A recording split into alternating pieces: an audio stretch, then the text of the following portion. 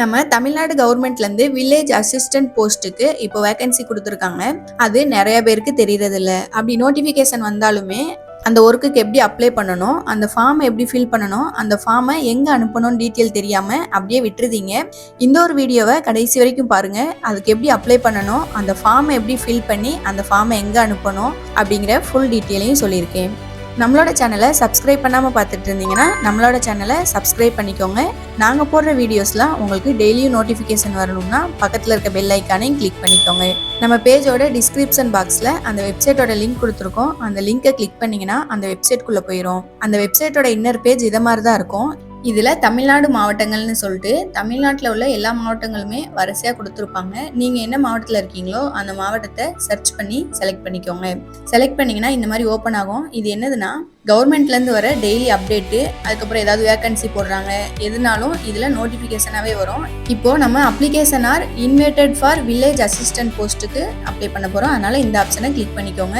இதில் போயிட்டு டைட்டில் கொடுத்துருப்பாங்க, application are invited for village assistant போஸ்ட்டுன்னு. அதுக்கப்புறம் ஸ்டார்ட் டேட்டு எண்ட் டேட் கொடுத்துருக்காங்க. இது எதுக்குன்னா எப்போ இருந்து எப்போ வரை அப்ளை பண்ணலாம். 7/7/2025 5/8/2025 வரை நீங்கள் அப்ளை பண்ணிக்கலாம். கீழே ஃபைலுன்னு ஒரு ஆப்ஷன் இருக்குது. அதில் வியூவில் ஒரு பாக்ஸ் மாதிரி கொடுத்துருக்காங்க. அதை கிளிக் பண்ணிங்கன்னா இந்த மாதிரி பேஜ் ஓப்பன் ஆகும். இந்த பேஜில் எந்தெந்த வட்டத்துலலாம் வேகன்சி கொடுத்துருக்காங்கங்கிற டீட்டெயில் இருக்கும். ஃபர்ஸ்ட் கட்டத்தில் வந்து அந்த வட்டத்தோட பேர்லாம் வரிசையாக கொடுத்துருப்பாங்க. ரெண்டாவது வந்து அந்த வட்டத்தில் எவ்வளோ வேகன்சி இருக்குங்கிற டீட்டெயில் கொடுத்துருக்காங்க. கிராமத்தின் பெயர் அப்படின்னா அந்த வட்டத்தில் இருக்க கிராமத்தில் என்னென்ன கிராமத்துலலாம் வேகன்சி இருக்குங்கிற டீட்டெயிலை கொடுத்துருக்காங்க.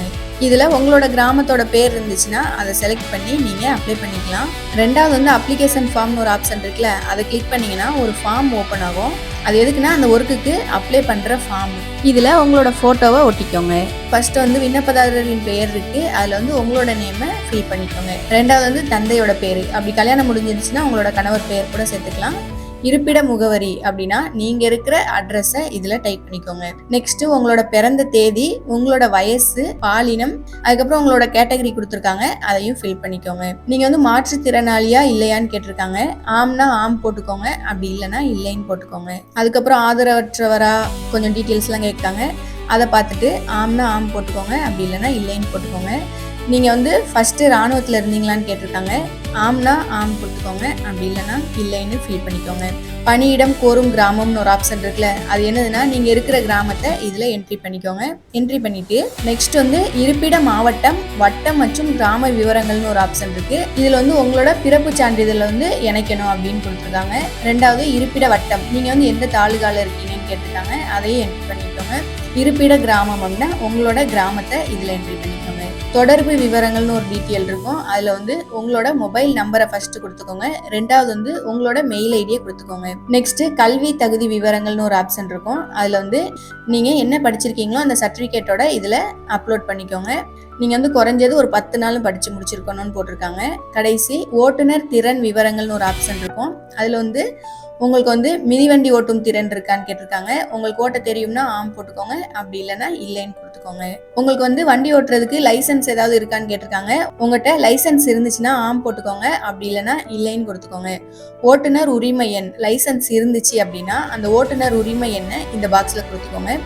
அதுக்கப்புறம் உரிமம் செல்லுபடியாகும் தேதி அப்படின்னா அதோட எக்ஸ்பயர் டேட்டை இதில் கொடுத்துக்கோங்க. நெக்ஸ்ட்டு டேட்டு இடம் போட்டு விண்ணப்பதாரரின் கையொப்பம்னு ஒரு ஆப்ஷன் இருக்குது, அதில் உங்களோட கையெழுத்தை போட்டுக்கோங்க. பெறுநர் அப்படின்னு ஒரு ஆப்ஷன் இருக்குல்ல, அது எதுக்குன்னா நம்ம வந்து எங்கே அனுப்ப போகிறோம்னு கொடுத்துருக்காங்க. நம்ம வந்து கலெக்டரேட்டுக்கு அனுப்ப போகிறோம். உங்களோட வட்டத்தை இதில் செலக்ட் பண்ணிவிட்டு இந்த ஃபார்மை அப்படியே நீங்கள் கலெக்டரேட்டுக்கு அனுப்பிடணும். அனுப்பிட்டீங்கன்னா நீங்கள் எலிஜிபிளாக இருந்தீங்கன்னா உங்களுக்கு அந்த ஒர்க்கு கிடைச்சிரும். இந்த வீடியோ உங்களுக்கு பிடிச்சிருந்தா லைக் பண்ணுங்கள், உங்கள் ஃப்ரெண்ட்ஸுக்கு ஷேர் பண்ணுங்கள். வேறு ஏதாவது அப்ளிகேஷன் வேணும்னா கீழே கமெண்ட் பாக்ஸில் கமெண்ட் பண்ணுங்கள்.